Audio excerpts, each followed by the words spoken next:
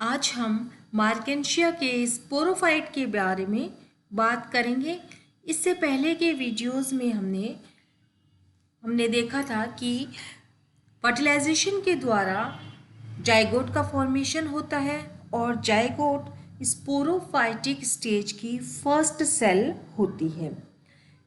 Sporophytic stage में हम zygote, embryo और स्पोरोगोनियम या बीजाणुउद्भिद के बारे में बात करेंगे। तो सबसे पहले हम यहाँ पर देखते हैं डेवलपमेंट ऑफ स्पोरोफाइट या बीजाणुउद्भिद का विकास। तो जैसे कि हमने कहा कि स्पोरोफाइट का फॉर्मेशन जाइगोट से होता है। तो first division is by a transverse wall resulting in an outer epibasal and an inner hypobasal cell। तो जाइगोट में एक ट्रांसवर्स डिवीजन होता है और उस ट्रांसवर्स डिवीजन के द्वारा एपिबेसल सेल जो आर्किगोनियम की ग्रीवा की तरफ या बाहर की तरफ और हाइपोबेसल सेल जो आर्किगोनियम के आधार की तरफ फॉर्मेशन होता है। The second division is at right angle to the first division resulting in an quadrant embryo। तो टू सेल्ड स्टेज में एक वर्टिकल डिवीजन होता है जो फर्स्ट डिवीजन के राइट एंगल पर होता है, उससे क्वाड्रेंट एम्ब्रियो बन जाता है, यानी 4 सेल्ड एम्ब्रियो बन जाता है। इनमें से 2 सेल जो एपिबेसल सेल्स होंगी और 2 सेल्स नीचे वाली जो है हाइपोबेसल सेल्स होंगी। एपिबेसल सेल से स्पोरोफाइट का कैप्सूल और सीटा का कुछ भाग बनेगा और हाइपोबेसल सेल से स्पोरोफाइट का फुट और रिमेनिंग पार्ट ऑफ द सीटा, यानी सीटा का जो बचा हुआ भाग है जो एपिबेसल सेल से नहीं बना है, उसका निर्माण हाइपोबेसल सेल से होगा। यहाँ पर 2 जो टर्म्स आती है, एक तो कैलिप्ट्रा और दूसरा पेरिगाइनियम या सूडोपेरियांथ। तो जब यहाँ पर स्पोरोफाइटिक फेज का डेवलपमेंट हो रहा होता है तो कैलिप्ट्रा का निर्माण वेंटर सेल्स में डिवीजन के द्वारा होगा, यानी वेंटर का वह भाग जो उस एम्ब्रियो के चारों ओर होगा, उसमें सेल डिवीजन होंगे और उस एम्ब्रियो को चारों तरफ से घेरते हुए वह इस तरह से कैलिप्ट्रा का फॉर्मेशन करेगा, जैसे यहाँ पर ये कैलिप्ट्रा दिखाया गया है।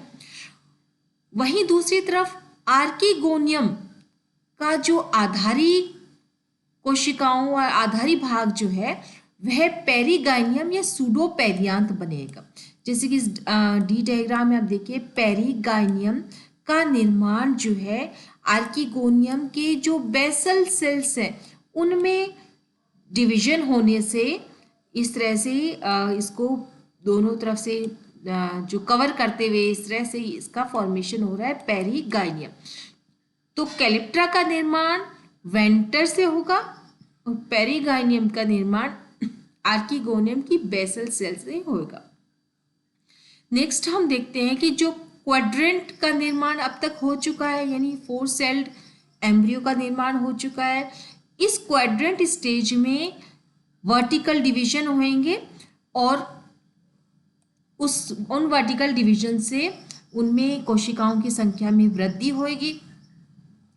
तो उन सेल मास में से जो सेल्स कैप्सूल के बनाने के लिए डिस्टाइंड है, कैप्सूल बनाने के लिए जो सेल्स निश्चित है, उनमें एक डिवीजन होगा periclinal division. Periclinal division periphery के पैरेलल होता है और इस डिवीजन से उस टिश्यू में परत की संख्या में वृद्धि होती है या लेयर्स की संख्या में वृद्धि होती है। तो 2 लेयर बन जाएंगी। जो सेल्स कैप्सूल बनाने के लिए निर्धारित है उनमें पेरिक्लिनल डिवीजन होगा और वहाँ पेरिक्लिनल डिवीजन होने से वहाँ पर 2 लेयर्स बन जाएगी।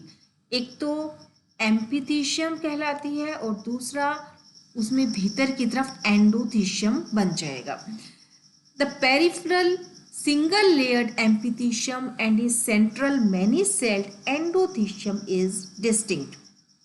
इस डायग्राम में आप देख सकते हैं बाहर की तरफ एम्फीथीशियम और भीतर की तरफ एंडोथीशियम का निर्माण यहाँ पर हुआ बताया जा रहा है।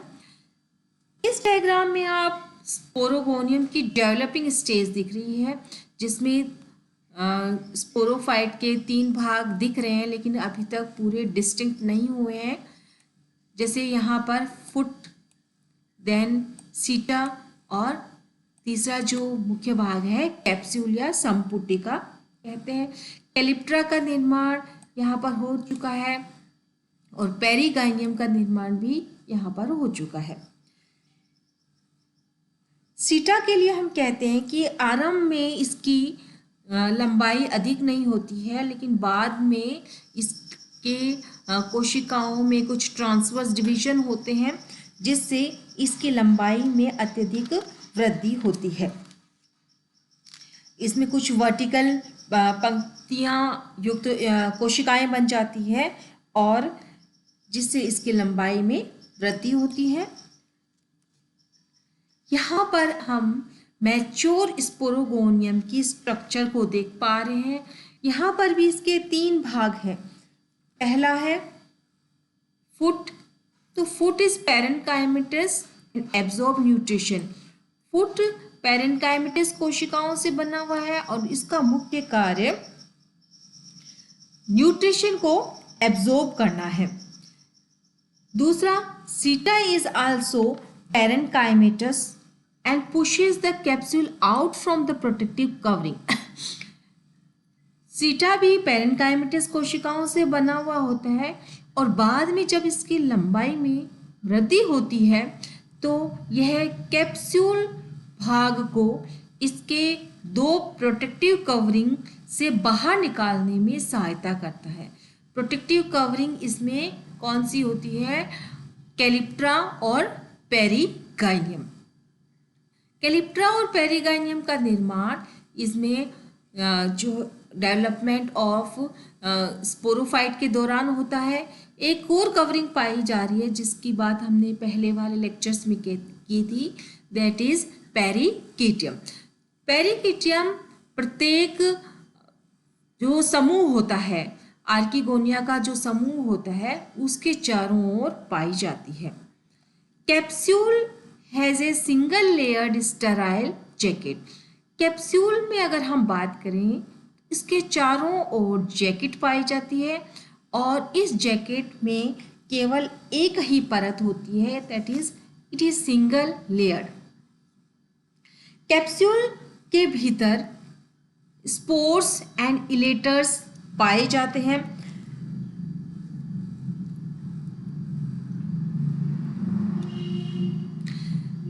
स्पोर्स एंड इलेटर्स पाए जाते हैं। तो पहले हमने कहा था कि बाहर की तरफ एम्फीथीशियम और भीतर की तरफ एंडोथीशियम का निर्माण होता है।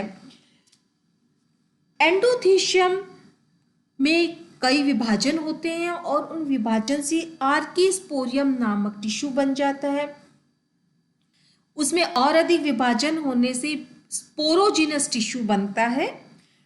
उस स्पोरोजिनस टिश्यू की लगभग आधी जो कोशिकाएं होती है उनमें और डिवीजन होते हैं और उससे स्पोर मदर सेल्स बन जाते हैं।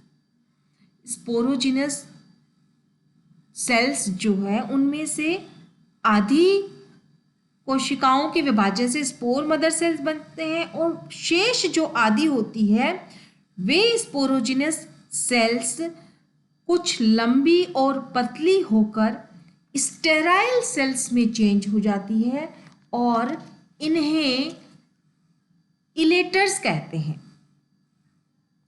यहाँ पर आपको जो है ये इलेटर्स होते हैं, जैसे सी वाला जो डायग्राम है ये इलेटर्स को दिखाया गया है।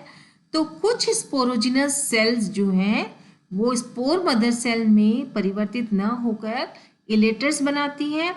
इन इलेटर्स जो है में 2 से लेकर 3 तक स्पाइरल थिकनिंग पाई जाती है। इनके ऊपर ये आपको दिख रही है स्पाइरली थिकनिंग पाई जाती है और ये हाइग्रोस्कोपिक होती है तथा ये कैप्सूल के स्फुटन में सहायक होती है। स्पोर मदर सेल्स में रिडक्शन डिवीजन या मियोसिस डिवीजन होने से उनमें हैप्लॉइड स्पोर्स का फॉर्मेशन होता है और ये स्पोर्स जो है टेट्राड बनाकर उपस्थित होते हैं। तो इस प्रकार एक मैच्योर स्पोरोगोनियम के कैप्सूल में आपको दो प्रकार की सेल्स दिखाई देंगी, एक तो इलेटर्स और दूसरी स्पोर्स। ये कैप्सूल एक लेयर्ड सिंगल लेयर्ड जैकेट से ढका हुआ होता है और उसके बाहर कैलिप्ट्रा और कैलिप्ट्रा के बाहर पेरिगाइनियम और पेरिगाइनियम के बाहर पेरिकीटियम पाई जाती है। अब हम बात करते हैं कैप्सूल का स्पुटन या डेसेंस ऑफ कैप्सूल।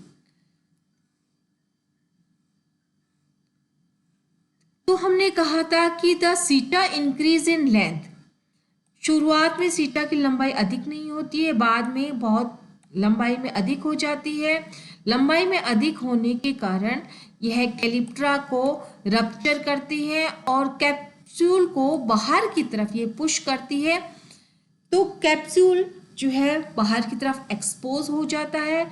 उसके ऊपर लॉन्गिट्यूडनल वॉल्स पाई जाती है। उन वॉल्स वाली स्थिति से वो स्प्लिट हो जाता है। The annular thickening causes the wall to roll backward. और जैकेट में जो एनुलर थिकनिंग पाई जाती है उसके कारण वो वॉल जो है पीछे की तरफ जो है रोल हो जाती है। इसके अलावा जो इलेटर्स होते हैं वो हाइग्रोस्कोपिक नेचर के होते हैं और उसके कारण कैप्सूल में कुछ जर्की मूवमेंट्स होते हैं और उन मूवमेंट्स के कारण स्पोर्स का स्कैटरिंग जो है आसानी से हो जाता है। ये डायग्राम जो है आपको जैसे ए डायग्राम है, इसमें ए बी और सी जो डायग्राम है उनमें डेसेंस ऑफ कैप्सूल दिखाया जा रहा है। पेरिगाइनियम और पेरिकीटम। पेरिकीटम जो है वो आर्किगोनिया के पूरे एक जो डिस्क है उसका डिस्क पर पाए जाने वाले रिसेप्टिकल का पूरा एक जो समूह होता है, आर्किगोनिया का जो पूरा समूह होता है उसके चारों ओर पाया जाता है। और ये आपको यहाँ पर बर्स्ट कैप्सूल दिखाए जा रहे हैं। स्पोर्स जो है ये इनका इस तरह से दूर दूर तक ये स्पोर्स जो है वो फैल जाते हैं।